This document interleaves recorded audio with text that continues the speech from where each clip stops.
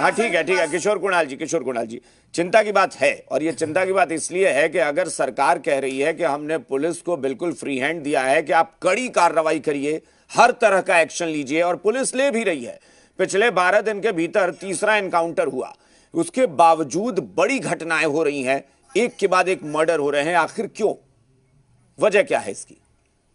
देखिए अभिषेक जी मैं सुन रहा था, हमारे कांग्रेस के मित्र विद्वान हैं पंकज यादव जी, तो ये बोल रहे थे क्राइम पे बड़ी बड़ी बात है। कहावत है थोथा जना बाजे गाना।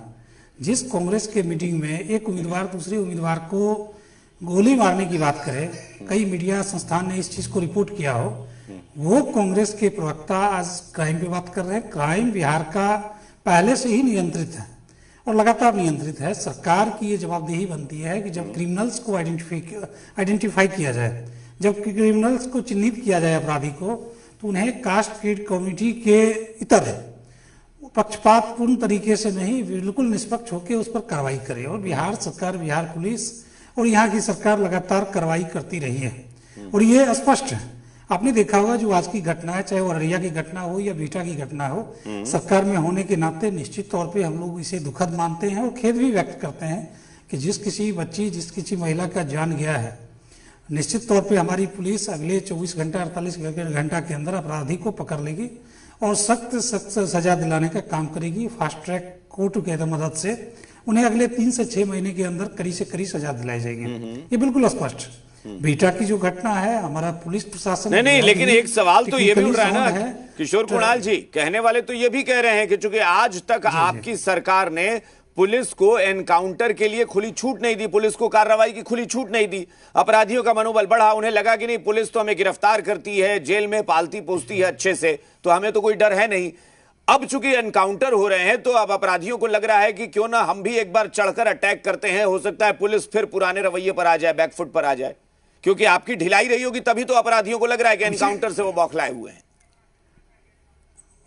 अभिषेक जी, आप तो बहुत सीनियर पत्रकार हैं, आप एनकाउंटर को ऐसे एस्टेब्लिश कर रहे हैं जैसे कोई लीगल प्रोसीजर हो। बिल्कुल है, एक स्पोर्टेनियस घटना है। मैं एग्जैक्टली मैं वही कह रहा हूं ना कि चूंकि आपकी सरकार जो है, नीतीश कुमार इस चीज के समर्थक नहीं माने जाते। मेरी बात को कंप्लीट करने दें। एनकाउंटर कभी भी एक लीगल प्रोसीजर नहीं हो सकता है, लाइन ऑफ एक्शन नहीं हो सकता है। ये परिस्थिति जन्य घटना है। जब अपराधी पुलिस पर हमला करेंगे तो पुलिस दोगुनी क्षमता और दोगुनी ताकत के साथ अपराधी पर हमला करेंगे और उनकी जान भी चली जाए तो इस बात का अफसोस नहीं है, लेकिन यह हमारे पॉलिसी का हिस्सा नहीं हो सकता है। हमें सब चीज का ध्यान रखते हुए यही वजह है ना। और ये आपका अपराध की दर को कम करना है। ये किशोर कुणाल जी, ये आपका मानना हो सकता है ना, ये मैं मानता हूँ व्यवस्था को। नहीं किशोर कुणाल जी, मैं इसे सरकार की ढिलाई भी मानता हूँ। ये आप अपने तरीके से, मैं इसे ढिलाई मानता हूं। आपने कहा कि लीगल प्रोसीजर ये नहीं होता, लीगल प्रोसेस नहीं होता है, आप इसे लीगलाइज कीजिए ना भाई। कैसे नहीं होता है? क्या कोर्ट से शूट एट साइट का ऑर्डर नहीं निकलता क्या? नहीं, मुझे इस बात का बताइए ना भाई। आप में से पैनल में कौन बैठा है जिसने नहीं सुना है कि शूट एट साइट का ऑर्डर भी आता है कोर्ट से? आपने क्यों नहीं लिया? क्यों नहीं आपने क्रिमिनल्स के खिलाफ शूट एट साइट का ऑर्डर निकलवा लिया कि हम मारेंगे इनको? मैं उसी पे आ रहा हूं। अब मुझे बस 2 मिनट आप समय देंगे। शूट एंड साइट का जो ऑर्डर होता है, हाँ, उसके लिए एक कंप्लीट लीगल प्रोसेस होता है और किसके खिलाफ शूट एंड साइट करनी है, हाँ, उसका भी एक रिकॉर्डेड एविडेंस होता है। बिहार में कितना लिया आपने आज तक? चाहते हैं कि किन के बता सकते हैं?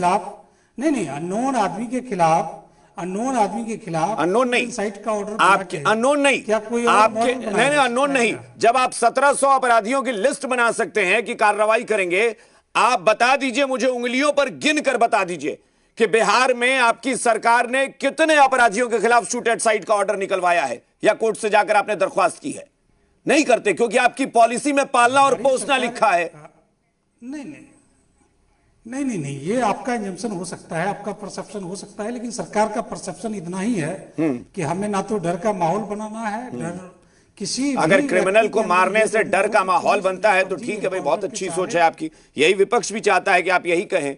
विपक्ष भी वही चाहता है कि भाई आप एनकाउंटर से बचें। एनकाउंटर का एक प्रोसीजर होना चाहिए ना। आप ठीक है, मैं कह तो रहा हूं आपको एनकाउंटर का प्रोसीजर होना चाहिए, लेकिन मैं कह रहा हूं आपसे, आप पार्टी के, आप सरकार के शामिल दल के प्रवक्ता हैं, प्रतिनिधि हैं, आप मुझे उंगली पर गिनकर 2 नाम बता दीजिए, 2 नाम बता दीजिए जिसके लिए कोर्ट से आपकी सरकार ने शूट एट साइट का ऑर्डर पिछले कुछ साल में निकलवाया हो? बताइए। अब आप ये मत कह दीजिएगा कि बिहार में ऐसा कोई दुर्दांत अपराधी है ही नहीं। जाके भी आप मुझे ये मत कह दीजिएगा कि बिहार में कोई दुर्दांत अपराधी नहीं है जिसके लिए शूट एट साइट के ऑर्डर की जरूरत हो। सारे संत हैं। बिहार से बाहर जाकर भी हम लोग इनकाउंटर किए हैं, इतिहास गवाह है। एनकाउंटर किए हैं यानी आप खुद बता रहे हैं कि परिस्थिति जन्य घटना के आधार पर आपने शूट एट साइट का ऑर्डर कितनों